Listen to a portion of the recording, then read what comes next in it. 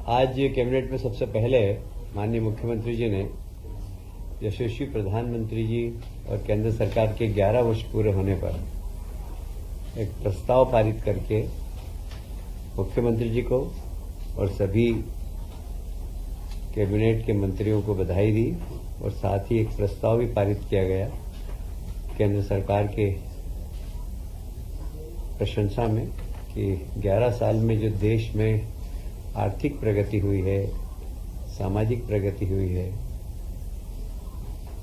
सांस्कृतिक प्रगति हुई है और जो 4 हमारे खास प्रमुख बिंदु हैं, किसान, महिला, युवा, इन चारों के लिए जो योजनाएं बनी उसका क्रियान्वयन हुआ अंतिम तक, उसके लिए भी प्रधानमंत्री जी को बधाई दी है। माननीय राष्ट्रपति जी 19 जून को मध्य प्रदेश आ रहे हैं। आप सभी जानते हैं कि हमारे माननीय गवर्नर साहब मंगू भाई पटेल जी हमारे जितने भी ट्राइबल क्षेत्र में सिकल सेल की बीमारी है उसको लेकर माननीय मुख्यमंत्री जी और गवर्नर साहब दोनों ने बहुत प्रवास करके कैसे सिकल सेल की बीमारी से आदिवासी भाई हमारे बचे, उनका इलाज कैसे हो, इस दिशा में काफी लंबे समय से काम चल रहा है।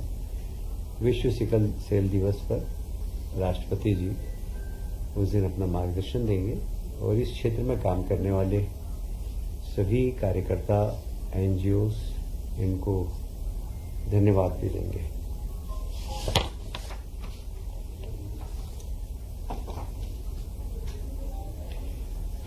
माननीय मुख्यमंत्री जी ने अपने कैबिनेट के प्रारंभ उद्बोधन में स्पिरिचुअल एंड वेलनेस समिट जो उज्जैन में संपन्न हुई है उसके बारे में पूरी जानकारी दी और पूरी कैबिनेट ने तालियां बजाकर उनको बधाई भी दी है, क्योंकि उसमें काफी साधु संत और केरल से काफी आयुर्वेद के क्षेत्र में काम करने वाले लोग आए थे। विशेषकर स्वामी चिदानंद जी सरस्वती आप सभी जानते हैं, आध्यात्मिक गुरु हैं और हरिद्वार में गंगा आरती बहुत लंबे समय से वो करते आ रहे हैं। उन्होंने भी 2 स्थान पर अपनी रुचि दिखाई है। बाकी केरल से आए लोगों ने भी अपनी रुचि दिखाई है। मुझे लगता है कि वेलनेस सेंटर, व्यक्ति बीमार हो उसके पहले ही उसको एक स्वस्थ रखना, ये भी सरकार की जवाबदारी है और इसको हमारे मुख्यमंत्री जी ने अपनी जवाबदारी समझकर प्रदेश में वेलनेस सेंटर हो, लोग आध्यात्मिक रूप से भी मजबूत हो, इसलिए आध्यात्मिक गुरुओं को भी बुलाया, प्राणायाम, योगा, ये सब का वो लाभ ले सकें और अपने जीवन को सार्थक कर सकें। ये मध्य प्रदेश में इस प्रकार की पहली समिट थी और इसमें पहली समिट में भी काफी बड़ी सफलता मिली है। हमें लगता है कि सिंहस्थ के पहले कुछ हमारे वेलनेस सेंटर और आध्यात्मिक रूप से लोगों को ट्रेनिंग देने वाले सेंटर मध्य प्रदेश में खुलेंगे। ये मध्य प्रदेश का पहला प्रयास था तो बड़ी अच्छी सफलता मिली है। माननीय मुख्यमंत्री जी ने सभी माननीय मंत्रियों को आगाह किया कि आने वाले वर्षाकाल में अपने अपने क्षेत्र, अपने अपने विभाग में जो भी चेतावनी है, जो चुनौतियां हैं, उसकी तैयारी अभी से करें। जैसे नगर निगम, नगर पालिका है, पुराने नाले साफ करें, ग्रामीण क्षेत्र के अंदर जो तालाबों के कैचमेंट एरिया उनकी सफाई करें, उनको चैनलाइज करें। ये सब माननीय मुख्यमंत्री जी ने सभी माननीय मंत्री जी को निर्देश दिए हैं कि वर्षा काल में जो भी हमारी विभाग की जवाबदारी है उसका निर्वहन पहले से सब लोग करें। स्थानांतरण की तारीख 17 जून तक बढ़ाई गई है। मैं उसके विरोध में था और सब मंत्रियों का आग्रह था तो सभी डिपार्टमेंट। एक्चुअल में क्या हुआ कि शिक्षा विभाग में जो उनका क्या बोलते हैं पोर्टल वो तैयार नहीं हो पाया था, तो शिक्षा विभाग के कारण बाकी विभागों को लिबर्टी मिल गई। इसमें एक बहुत बड़ा निर्णय आज लिया है मुख्यमंत्री मजरा टोला सड़क योजना। ये मध्य प्रदेश के दूरस्थ गांव, विशेषकर हमारे आदिवासी भाइयों के लिए बहुत ही क्रांतिकारी योजना है ये। इसमें छोटे छोटे मजरे टोले, क्योंकि प्रधानमंत्री सड़क योजना से 500 की जनसंख्या वाले गांव तक ही प्रधानमंत्री सड़क बन रही, पर आदिवासी भाई हमारे बहुत छोटे छोटे जगह रहते हैं, 15 मकान है, 20 मकान है, फली मजरे टोले, यहाँ भी सड़क पहुंचे। तो एक महती योजना आज हमारे प्रहलाद पटेल जी ने कैबिनेट में रखी और माननीय मुख्यमंत्री जी ने उसमें कहा है कि सब अपने अपने क्षेत्र के अंदर इस प्रकार के क्षेत्रों को, इस प्रकार के गांवों को चिन्हित करें। और जैसे मेरे विधानसभा में एक भी नहीं है ऐसा पर हाँ, नाम यही है इसका मुख्यमंत्री मजरा टोला सड़क योजना। ये जो हमारे दूर गांव रहते हैं ना, जो उन पे पहुंच मार्ग नहीं है, तो इसका सर्वाधिक लाभ अगर किसी को मिलेगा तो हमारे आदिवासी भाइयों को मिलेगा। और ये बहुत बड़ी योजना है। इसमें ऐसा अनुमान है कि लगभग 3,900, क्योंकि हमने 30,900 किलोमीटर सड़कें बनेगी और इसमें 21,630 करोड़ की सैद्धांतिक स्वीकृति आज मिली है। इसके नाम से वही होंगे जो मुख्यमंत्री प्रधानमंत्री सड़क योजना के हैं, वही नाम से होंगे। इसमें टार रोड भी बनेगी और लेवल देखकर अगर आवश्यकता पड़ी तो वहाँ पर सीमेंट की सड़कें भी बनेगी। तो सीसी रोड भी बनेगी और टार रोड भी बनेगी। इस योजना की विशेषता यह है कि इसमें लगभग जो अभी सर्वे हमारे पास है तो इसमें बसाहटें 20,600 है। और बसाहटों से मतलब ये है कि ऐसी बसाहट जो 600 वर्ग मीटर से क्षेत्रफल है, तो जिसमें 20 आवास, अगर 20 आवास का भी गांव होगा और 100 प्लस जनसंख्या, वास्तविक स्थिति इसकी है। और 50 मीटर दूरी से यदि 12मासी सड़क नहीं हो तो वो गांव एलिजिबल होगा।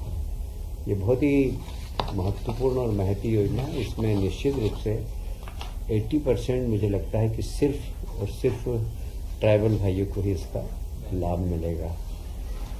यह बसाहट स्टेट गवर्नमेंट, बसाहट की जनसंख्या की घटते क्रम पर विधानसभा और क्षेत्रवार में इसमें काम होगा। इसमें एक सलाहकार समिति होगी, कलेक्टर साहब और माननीय सांसद, क्षेत्रीय जनप्रतिनिधि, ये सब बैठ कर तय करेंगे और एक परामर्श दाती समिति रहेगी हर जिले के अंदर, जो कि गांवों की जनसंख्या के अनुरूप अपना सुझाव देगी और उसी क्रम में गांव में सड़कें बनने का काम होगा।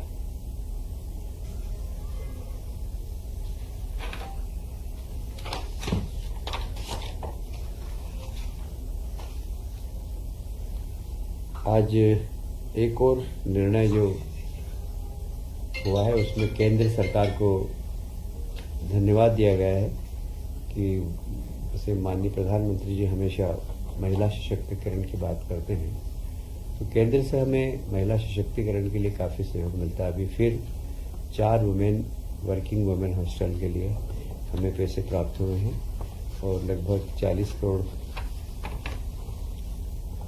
59 लाख रुपए। इसमें लगभग 350 सीट्स की वुमेन हॉस्टल्स बनेगी। इसका संचालन पीपीपी मोड पर होगा, क्योंकि इसका संचालन सरकार स्वयं नहीं करेगी, वहाँ के इंडस्ट्री एसोसिएशन को दे सकती है या किसी को भी जो इसको चलाना चाहेगा उसको देंगे हम लोग। और यह 4 स्थानों पर बन रही है, झाबुआ, सिंगरौली, देवास और नरदापुरम। ये चारों इंडस्ट्रियल एरिया है। अभी यहाँ पर चारों में, इसके पहले आपने शायद मालूम होगा आपको, पीतमपुर में हमने एक बड़ी वुमेन हॉस्टल बनाई है। हम जितने भी इंडस्ट्रियल एरिया है वहाँ सब वर्किंग वुमेन हॉस्टल बनाने के लिए संकल्प करते हैं। एक और आज बहुत अच्छा निर्णय हुआ है। तुअर की दाल हमारे यहाँ बहुत कम होती थी, ज़्यादातर हम महाराष्ट्र से मंगवाते थे, तो उस पर मंडी टैक्स लगता था और इसलिए हमारे यहाँ की दाल मिल महाराष्ट्र जा रही थी, क्योंकि महाराष्ट्र में मंडी टैक्स लगता था उनको, फिर मध्य प्रदेश में मंडी टैक्स लगता था, इसलिए हमारे यहाँ की जो तुअर दाल के मिल महाराष्ट्र जा रहे थे। दाल मिल एसोसिएशन ने माननीय मुख्यमंत्री से निवेदन किया था कि हमें डबल मार पड़ती है मंडी टैक्स की, तो आप यदि ये छूट दे देंगे तो यहाँ से मिल ट्रांसफर नहीं होंगे। आज उसको निर्णय लिया कैबिनेट ने कि जो महाराष्ट्र से भी दाल आएगी उस पर भी हम मंडी टैक्स नहीं लेंगे, जिससे हमारे यहाँ दाल मिल की संख्या बढ़े और दाल का उत्पादन भी बढ़े, दलहन का उत्पादन भी बढ़े। दोनों ही क्षेत्रों में फायदा होगा। दाल मिल लगेगी तो लोगों को रोजगार मिलेगा और दलहन का उत्पादन होगा तो दलहन के भाव बहुत अच्छे मिलते हैं अन्य उत्पादन से। तुअर की दाल सबसे महंगी दाल मानी जाती है, तो हमारे किसान यदि तुअर की दाल बोएंगे तो उनको लाभ भी होगा। तो इसमें मिल भी खुलेंगे, रोजगार भी मिलेगा और हमारे किसान भाइयों को फायदा भी मिलेगा। और फिर जब व्यापार होगा तो जीएसटी का संग्रहण भी राज्य सरकार को होगा। ऐसा नहीं कि राज्य सरकार को संग्रहण नहीं होगा, राज्य सरकार को भी फायदा होगा इसका। तो एक अच्छा निर्णय है ये, राज्य के हित का निर्णय है, किसानों के हित का निर्णय है, व्यापारियों के हित का निर्णय है और रोजगार देने वाला निर्णय है।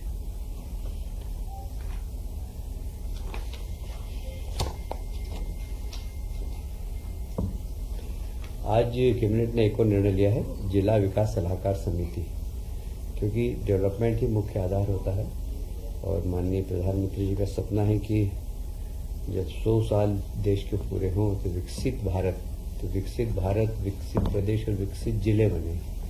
तो विकसित जिले बनाने के लिए जिला विकास सलाहकार समिति के आज कैबिनेट ने निर्णय लिया उसके गठन का हर जिले के अंदर, और उसके अध्यक्ष माननीय मुख्यमंत्री जी स्वयं रहेंगे, उपाध्यक्ष प्रभारी मंत्री रहेंगे। और इसलिए उस जब मुख्यमंत्री जी जब किसी समिति के अध्यक्ष बन जाते तो अपने आप ही वो समिति बड़ी महत्वपूर्ण हो जाती है। इसका जो उद्देश्य वो यही है कि जिले के विकास का रोड मैप तैयार करना। बताता हूँ, इसका रोड मैप तैयार करना और इसमें सभी जनप्रतिनिधि सदस्य होंगे, प्लस हर क्षेत्र के एक्सपर्ट भी रहेंगे इसमें, जैसे विधि क्षेत्र के होंगे, इंडस्ट्रीज के होंगे। और प्रभारी मंत्री चाहेंगे यदि जैसे हमें सोलर सिटी के बारे में बात करनी है तो हम सोलर के विशेषज्ञ जो होंगे उनको भी इस कमेटी में उस दिन की बैठक में बुला सकेंगे। यदि हमें जिले में उद्योग के विकास की बात करनी हो तो उद्योग से एक्सपर्ट लोगों को भी हम बुला सकेंगे। तो जनप्रतिनिधि रहेंगे, 20 प्राइवेट सदस्य रहेंगे और आवश्यकता पड़ेगी तो हम एक्सपर्ट्स को भी इसमें बुला सकेंगे। यह सलाहकार समिति होगी, यह सिर्फ अपनी सलाह राज्य सरकार को देगी और राज्य सरकार इनके सलाह को, जो कि जिले के विकास के लिए जरूरी होगा, आवश्यकताओं की तो फंड भी प्रदान करेगी जिले के विकास के लिए। तो जो जो सलाह मानने लायक होगी राज्य सरकार उसका अनुपालन करेगी।